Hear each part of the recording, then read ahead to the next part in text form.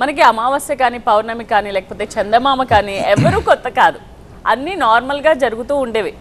కాకపోతే ఇవాళ గురించి ప్రత్యేకంగా చర్చించుకుంటున్నారు జనం కూడా. సో సోషల్ మీడియా కారణంగా కావచ్చు, లేకపోతే ఇతరితర కారణాల కారణంగా ఇవన్నీ కూడా ఇప్పుడు పెద్ద ఎత్తున చర్చ జరుగుతోంది ఈ విషయం మీద. Super blue moon day, so దీని గురించి మీరు ఏమంటారు? అమ్మ నేత్ర గారు, మీకు పెద్దలు రవికిరణ్ గారికి ముందుగా నమస్కారం, ప్రేక్షకులందరికీ కూడా నమస్కారం.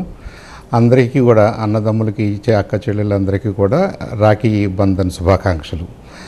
ఇక్కడ మా రవికిరణ్ గారు చెప్పినట్టుగా ఇది రొటీన్గా జరిగేదే కానీ దీనికంటూ ప్రత్యేకంగా ఆస్ట్రనామికల్గా ఏమీ లేదు. హవెవర్ బ్లూ మూన్ అని once in a blue moon అని మన పదాలు మాట్లాడుకుంటుంటాం. Once in a blue moon అంటే రేర్గా జరిగేది, అప్పుడప్పుడు జరిగేది అని ఒక ఇంగ్లీష్ ఫ్రేజ్ అది. అలా ఎందుకు వచ్చింది అంటే మనకి చంద్రుడు తన చుట్టూ తాను తిరుగుతూ భూమి చుట్టూ తిరగాలి. భూమి చుట్టూ పూర్తి చేయడానికి, ఒక రెవల్యూషన్ పూర్తి చేయడానికి 29.5 రోజులు పట్టుద్దన్నాం. కానీ మనం వాడే గ్రిగేరియన్ క్యాలెండర్లో 30 రోజులు, 31 రోజులు, మరి ఫిబ్రవరికి వచ్చేసరికి 28, 29 రోజులు, ఇలా రకరకాలుగా ఉన్నాయి. అదేమో కరెక్ట్గా 29.5 అంటే 29.5 రోజుల్లో ఒక రెవల్యూషన్ పూర్తి చేసుకుంటుంది. దాంట్లో 15 రోజులు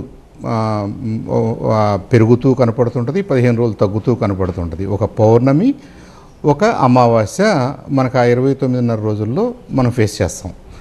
ఇది మనం అబ్జర్వ్ చేస్తున్నటువంటి జనరల్ విషయాలు. అయితే ఈ గ్రిగేరియన్ క్యాలెండర్ లెక్క ప్రకారంగా 30, 31 రోజులు ఈ లెక్కలన్నీ ఉన్నాయి కాబట్టి మనం ఈ 29.5 రోజులు 29.5 రోజులను లెక్కేసుకుంటూ పోతే 2.5-3 సంవత్సరాల్లో ఏమవుతుంది, ఏదో ఒక నెలలో 2 సార్లు పౌర్ణమి వచ్చే అవకాశం ఉంటుంది. ఆ 2 సార్లు పౌర్ణమి రావటానికి అది ఎప్పుడు రేర్గా జరుగుతుంది కాబట్టి, ప్రతి నెల అలా జరగదు కాబట్టి దాన్ని బ్లూ మూన్ అన్నారు. ఆ బ్లూ మూన్లో నుంచే once in a blue moon అనే ఫ్రేజ్ కూడా మనం వాడుతున్నాం. అంటే రేర్గా జరిగే విషయాల్ని అని, రేర్గా జరుగుద్ది దానికి అంతకంటే ఇంకేమీ లేదు. ఒక నెలలో 2 సార్లు పౌర్ణమి రావటం అనేది రేర్గా జరుగుద్ది కాబట్టి ఆ రెండోసారి వచ్చిన దాన్ని బ్లూ మూన్ అన్నారు. అదొక అంశం. రెండవది, చిన్నగా కనపడుద్దా పెద్దగా కనపడుద్దా, లెస్ బ్రైట్గా కనపడుద్దా మోర్ బ్రైట్గా కనపడుద్దా అనే అంశాలు రిలేటివ్ పొజిషన్ని బట్టి ఉంటుంది. ఇప్పుడు చంద్రుడు భూమికి దగ్గరగా ఉంది, మొత్తం చంద్రుడు ఎక్స్పోజ్ అయ్యి సన్లైట్ చంద్రుడి మీద పడుతుంది కాబట్టి మనకి ఇందాక రవికిరణ్ గారు చెప్పినట్టుగా 2 రకాలుగా మనం ఎక్స్పీరియన్స్ చేస్తాం. సైజులో కొద్దిగా పెద్దగా కనిపిస్తుంది మనకు అనిపిస్తుంది, అలాగే బ్రైట్నెస్ కూడా ఎక్కువగా ఉన్నట్టు అనిపిస్తుంది. సో న్యాచురల్గా ఎనీథింగ్ దట్ ఈజ్ స్పెషల్ దానికి రకరకాలుగా, అంటే అనాదిగా ఇది ఎందుకు స్పెషల్గా కనిపిస్తుందని ఎవరి వర్షన్స్, ఎవరి కథలు వాళ్ళు చెప్పుకుంటూ వస్తున్నారు. ఒక్కొక్క దేశంలో ఒక్కొక్క రకమైన కట్టుకథలు, నమ్మకాలు, మూఢనమ్మకాలు అవి కూడా దీనికి అటాచ్ చేశారు. Really speaking, scientifically speaking, astronomically speaking అది ఏమీ కాదు. It's just our moon. మనకి ఎలా కనపడుతుంది అంతే. ఇవాళ పౌర్ణమి రోజున నిండు చంద్రుడు ఎలా కనపడతాడో ఈ రెండోసారి వచ్చిన పౌర్ణమి కూడా నిండు చంద్రుడే కనపడతాడు. అయితే అదున్న ఆ పాత్లో భూమికి దగ్గరగా ఉంది కాబట్టి కొద్దిగా పెద్దగా కనపడతాడు అంతే. ఇది అందరూ కూడా అనుకోవాల్సింది. ఇవాళ రక్షాబంధన కూడా కాబట్టి ఇవాళ మనకి ఈ సోకాల్డ్ సూపర్ మూను లేదా బ్లూ మూను అన్నది కూడా ఒక క్వశ్చన్. అంటే మనం రాఖీ బంధన్ డేని క్యాల్కులేట్ చేసే విధానాలేమో మన ఓన్ సిస్టమ్, మన ఆల్మనాకు, మన పెద్దలు ఏర్పాటు చేసినటువంటి ఒక సిస్టమ్. ఆ రోజున పండగ వచ్చింది, ఆ పండగ ఇవాళకి మ్యాచ్ అయింది కాబట్టి it's coincidental, nothing more than that. It's coincidental. ఈ సూపర్ మూన్ ఏర్పడటం అనేది ఇన్సిడెంటల్, అది ఎప్పుడూ జరుగుతూనే ఉంటుంది. సో ఆ బ్లూ మూన్ అనేది వన్స్ ఇన్ ఏ వైల్ ఆ 29.5 మన గ్రిగేరియన్ క్యాలెండర్ క్యాల్కులేషన్స్ ప్రకారం ఎప్పుడైతే ఆ ఎక్స్ట్రా 15 డేస్ మనకు వస్తుందో అప్పుడు అది జరిగే అవకాశం ఉంటుంది. కాబట్టి అది కూడా ఏం నథింగ్ అబ్నార్మల్. అది మనం క్యాల్కులేట్ చేసే విధానంలో ఉన్నటువంటి కాంపిటీషనల్ డీటెయిలే కానీ అది నిజంగా ఏం ఫిజికల్గా ఏమీ కొత్తగా ఏం జరగట్లేదు. అయితే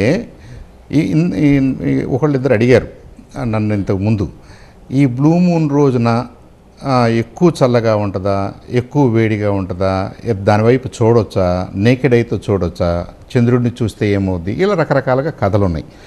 నా ఉద్దేశం మనం ఎట్టా చూడాలంటే దాన్ని, చంద్రుడు స్వయం ప్రకాశితం కాదు, సూర్యకాంతి చంద్రుడి మీద పడి అది అక్కడి నుంచి రిఫ్లెక్ట్ అయ్యి మనకి చేరుతుంది కాబట్టి మనకి అది కనిపిస్తుంది, మనకి బ్రైట్గా కనిపిస్తుంది. కానీ నిజంగా చంద్రుడి మీద వాతావరణం లేదు కాబట్టి, వాతావరణాన్ని మేనేజ్ చేసుకునే సిస్టమ్ చంద్రుడి మీద లేదు కాబట్టి నిజంగా పాపం ఆ చంద్రుడి మీద లైట్ పడినంతసేపు కూడా 127 డిగ్రీల వేడిగా ఉంటుంది. మనం వెళ్ళి మనకు కనపడుతున్న చంద్రుడి మీదకి ఇప్పుడు వెళ్ళి నిలబడాలంటే కాలిపోద్ది. కానీ దాని కాంతి భూమి మీదకి వచ్చినప్పుడు మాత్రం మనకి చల్లగా అనిపిస్తుంది, ఆహ్లాదంగా అనిపిస్తుంది. మూన్ చాలా అందంగా చందమామ అని మనందరం కూడా ఎంతో ప్రీతిప్రాయంగా చెప్పుకుంటాం.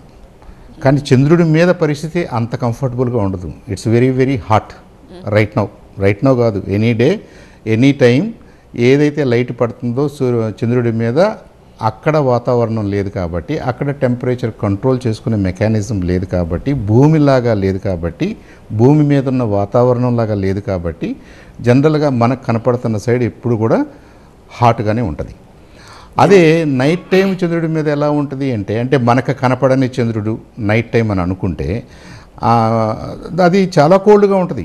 173 డిగ్రీలు మైనస్ 173 డిగ్రీలు సెంటీగ్రేడ్ అనమాట. చాలా కోల్డ్గా ఉంటుంది. అంటే చంద్రుడు ఎప్పుడు కూడా వెరీ హాట్ లేదా వెరీ కోల్డ్ టెంపరేచర్స్ని ఎక్స్పీరియన్స్ చేయాలి చంద్రుడి మీద ఉన్నటువంటి సర్ఫేస్. అది అంతా అయినప్పటికీ మనకి మాత్రం చక్కగా చల్లగా కనపడుతున్నట్టుగా ఉంది కాబట్టి చంద్రుడిని ప్రత్యేకంగా మన కథల్లో చెప్పుకుంటున్నాం, పిల్లలకు చూపిస్తున్నాం, మనందరం కూడా అది ఫీల్ అవుతున్నాం. బట్ చంద్రుడు ఈజ్ వెరీ ఇంపార్టెంట్. అది మళ్ళీ డ్యూ కోర్స్లో చెప్పుకుందాం. మనకి చంద్రుడు ఉంటే ఏంటి, చంద్రుడు లేకపోతే ఏంటి, సూర్యుడు ఉంటే ఏంటి, సూర్యుడు లేకపోతే ఏంటి, భూమి మీద అసలు ప్రాణరాశి బతకాలంటే మనకేం కావాలి, ఇవన్నీ కూడా of course influenced by moon, greatly influenced and managed by moon అనే చెప్పుకోవాలి.